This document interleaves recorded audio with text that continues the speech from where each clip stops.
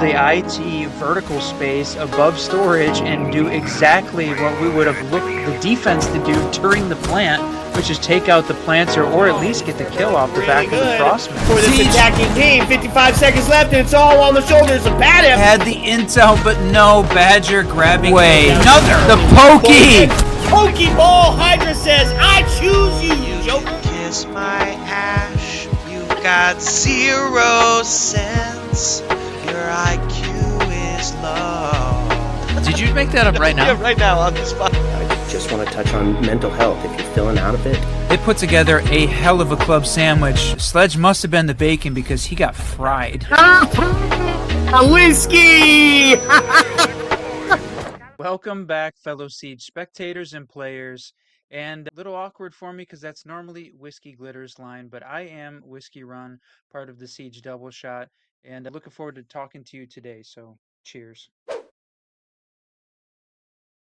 My journey into esports casting is basically the same as my journey into esports and FPS games in general. I had never done any of those things before January of 2022. My son, who is 20, has been playing Siege. He started in about 2019, and I watched him play at an Xbox like a lot of times, but I was generally that parent who thought watching people play video games on Twitch or TV was ridiculous. I was that guy, just like a lot of parents that can't believe kids watch other people play video games rather than playing them themselves. I ended up buying a gaming laptop to play Diablo 2 Resurrected, which was a very nostalgic game for me. And my son convinced me to install Rainbow Six. Having never played an FPS game before ever, I was really terrible at it, like really terrible. And those clips from like January to March of 2022 are kind of hilarious, kind of comedy gold. But during the summer of 2022, I met Whiskey Glitter. We're playing a casual game and I was terrible. And he commented on my play and I said, "Hey man, I'm new. Sorry, that was bad." And he's like, "Oh, in that case, great job, man. I'm sure you'll get better." And we sort of formed a friendship ever since then. Started playing and his fellow dads playing Siege, sort of made that bond real quick. And during that time, my son was getting better and better, bought a gaming PC, and got to the point that he was on a competitive team.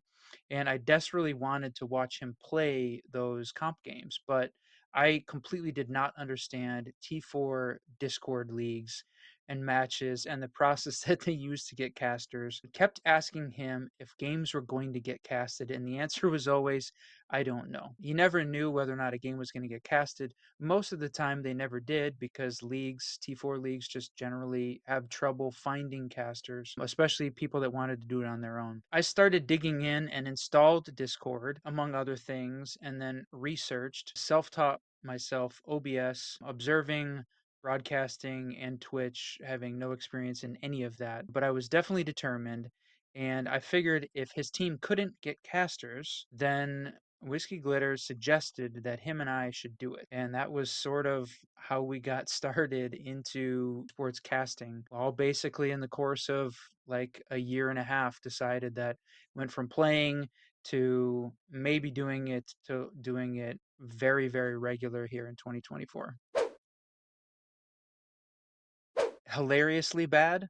I think I had a real lack of faith in my actual skills for casting, but like I said, I was pretty sure Whiskey Glitter could play by play anything. And all I had to do was get him on stream and then sort of play off his commentary. I was a Microsoft certified systems administrator, so the tech side I understood and could manage the production side very quickly, and it just needed somebody else to sort of kick it off, and he was that catalyst. So tried it out. We casted a scrim between two, we'll call them T5 T20 teams that were our friends using Twitch Studio, and it was hilariously bad.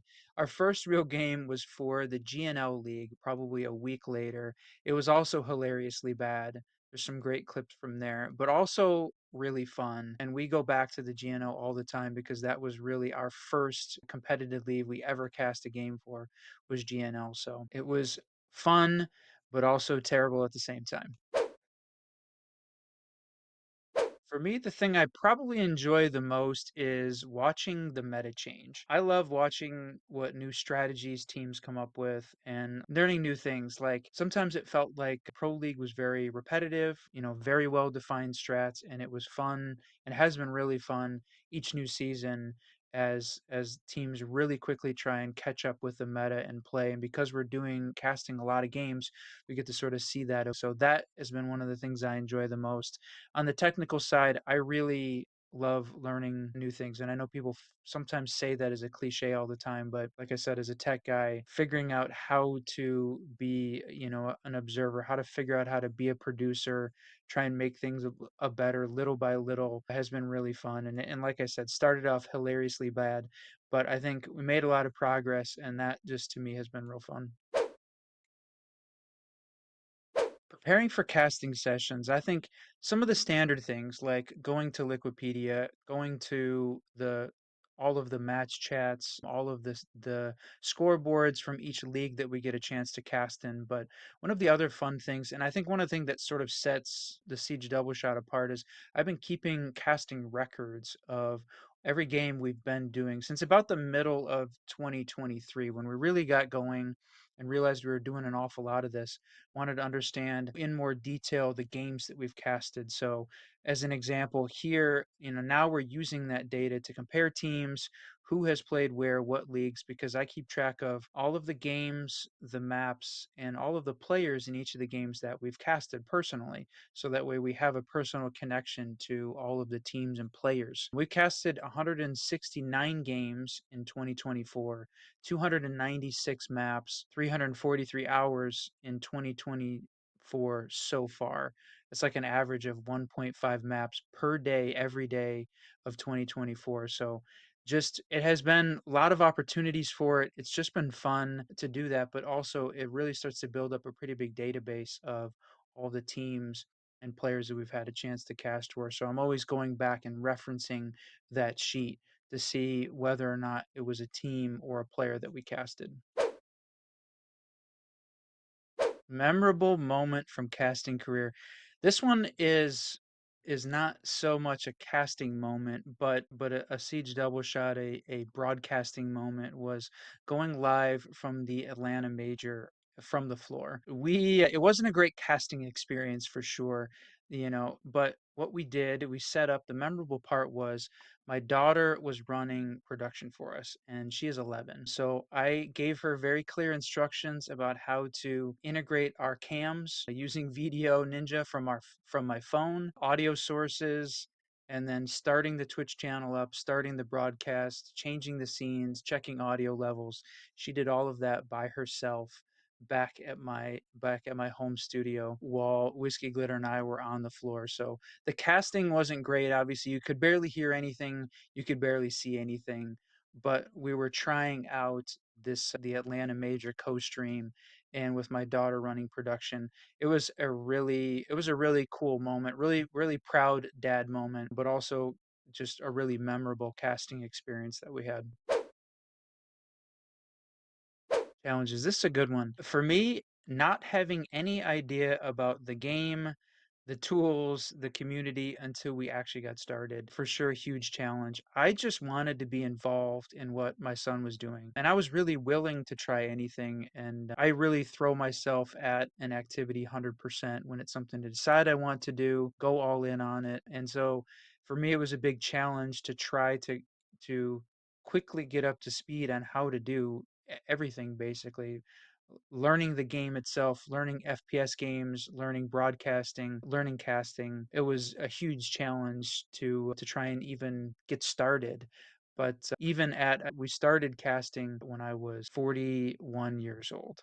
So really late in life to try and pick up basically a completely new career as a hobby. It was a huge challenge, but it has been a great experience so far and has really brought me a lot closer to him and has really, I think, built a great community of people involved in the game, and that's been awesome.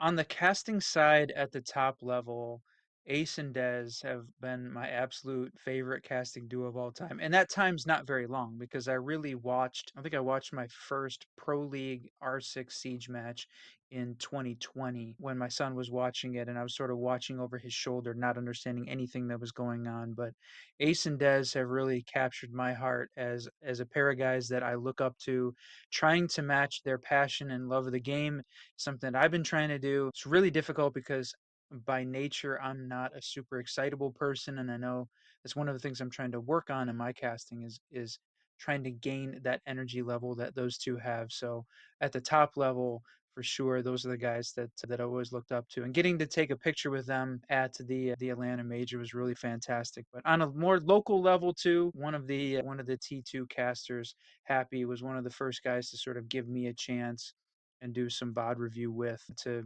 get to know a little bit better, and he's been fantastic. So those are sort of the people in the community that I looked up to. For me, it has always been Siege. Like I said, my time in esports and in casting has been very short, relatively overall. So Whiskey Glitter keeps trying to get us to branch out, but my day job takes up a lot of time. So with the day job, the frequent casting we do in R6 currently, our content creator partnerships with Ubisoft and Epic Games, that really is enough for now. So we started with Siege, and for sure, my plan is to stick with Siege in the short term. Sports casting is definitely a passion project. Getting into it is to me is all about doing something that you really enjoy. The only reason that we kept going on this was because we really enjoyed it and had a lot of fun doing it. If as a piece of advice for somebody getting into it as a job, I think you would really want to branch out pretty widely into other games or into other forms of broadcasting too, because individual games I think can seems like it would be really difficult to make a complete career out of. But the main thing is if you would need it to be a passion project and keep that level of passion going because it can be really difficult to make any money doing it. But not everyone's in it for the money. I think live broadcasting is much easier than doing public speaking in person with people. It's just you and a camera, maybe you just in a computer screen. And at least for me, for casting Siege, for sure, I've never played competitive Siege. I'm not the best competitive Siege player either, but it's just I really have a good time with it, have a lot of fun. Try not to pay attention to, like, you're never going to be everybody's cup of tea. It was one of the things that Glitter and I were sort of looking into early on was that we just really liked talking about the game, having fun with it. Technically, was it perfect? Were we able to call out everything like the competitive players would certainly know? Like I said at the beginning, it was hilariously bad. But along the way, we just have a lot of fun with it and was doing something sort of different than what everybody else was doing. So I think the pressure is a little bit less because we were just doing it for fun and there really wasn't any expectation. So I guess keeping keeping the my expectations set appropriately. This is just a fun activity that we really enjoy doing and trying to stick with that and ride that rather than be ultra concerned about what everybody else was saying. And I think we've built up a lot of friendships in the community, players that enjoy the casting style too. To me, that's been really great. That's a tough one. Like I said, we've had 169 games in 2024 so far, so lots of opportunities for ones to pick. But we've had a lot of great casting moments. The ACGL African League, that one was a definite highlight. We got to cast the finals in one of the first big African leagues, really brought some exposure to that scene and those players. And we got to have Sir Chaos as an analyst, and his analyst and coaching work is really top notch. So to be able to have him do analysis between each of the maps and then talk and play off of that was really great. It was like having some of the best live stats and live discussion that we had had in a game. That was really great. And probably one of the other ones was getting to cast the Blast Open qualifiers for the Montreal Major as part of the community cast. That was fantastic getting to do those games, but not only like getting to work with the admins all of the work running, setting up each of the games individually, following along, and then that led into us getting to cast with Jesse J on his stream and getting to observe for him. That was a really memorable moment, one of my favorites that we've had a chance to cast so far. No, my profile pic basically everywhere is a dirt bike, and that's because enduro and cross country dirt biking is definitely one of my main passions outside of esports. So not so much motocross, but woods riding, where it's just you and the bike and the forest. And my son and I have ridden thousands of miles together on dirt bikes all the way across Michigan. We've done multiple 700-mile trips where we're carrying just the dirt bikes and what we could carry along the way. Just single track riding, off roading has really been a passion for me and my family. And I do nearly all my own engine chassis work, modifications, and keep up all the maintenance on 6 different dirt bikes, several quads and side by sides as part of the off-roading fleet that I've got. But that is absolutely one of my favorite things to do is spend time in the forest. And in northern Michigan, plenty of opportunities for that.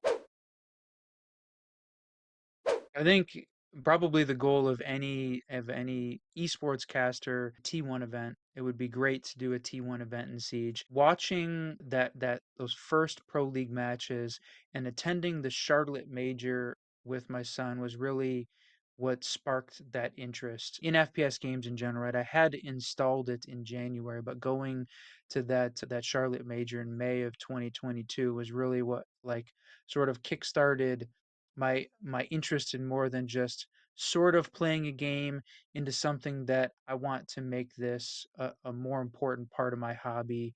And I had no idea at the time, even going to in 2023 in Montreal, didn't know at the time that casting was really going to be something that I was interested in because we really hadn't casted a match before January of 2023. That going to that major was really what kickstarted it. So to be able to do that for somebody else, to be able to give somebody else, a new player, my daughter, you know, somebody else getting into the scene to share that with them, that would be for sure the one that I would want to do, that T1 event. And I'm not going to be specific because I think it could be any of them. Scheduling is really difficult. One of the things that I feel like a lot of people on the teams that don't know, it's really difficult to try and schedule and find casters and find time. And it's basically all volunteer work outside of, a few very specific opportunities. We're doing this all, completely as a passion project. I already talked about that a couple times of why that's important, but I think everybody sort of understands, what goes into casting a match, but all of the work that has to be done ahead of time, the prep, the setting up the stream, if you're doing producing, if you're doing observing, if you're doing casting, or all three together, which a lot of times we did do on the Siege Double Shot, doing all those jobs together, that there is a ton of time that goes into that. So scheduling is really difficult. Knowing well in advance, not same day or even 24 hours kind of setting it up. We would love to be able to do, you know, cast games for everybody in the community, and we just need more time to be able to set it up. So plan those out. It's really difficult to try and find the time to do all of the work that it takes to get a broadcast in action. Just want to say a big thanks to AEL obviously for setting this opportunity up, but huge thanks to my son, Promanthano, for getting me interested in Rainbow Six Siege, getting me interested in casting and finding a way for us to connect on that level. It's been definitely one of the greatest parts of my adult life, being a part of that and looking forward to what can continue to do. It's been fun just to be a part of the community, to be a part of the Siege scene in a way that I certainly never expected. And I think hopefully to give some of you all that are players hope that yes, it is possible to turn your parents around and that they can find some passion in a video game that you all love as well. So it's a definite possibility, and I'm living proof that that can happen. So this has been a great community, a great place and game to be a part of, and I'm certainly glad that I found it and have been able to be a part of it. So appreciate everybody that tunes in for the cast that we do on the Siege Double Shot stream. We love being able to bring you guys games, being able to cast your games, being able to bring R6 to everybody. That has been a really fun, rewarding, and can't wait to keep doing that with y'all. So with that, I think we've reached the end, and unfortunately, I don't have Whiskey Glitter here to give the outro the way we normally would. But yeah, just want to say thank you to everybody, and you don't have to go home, but you can't stay here. Let's go. Cheers, my friends.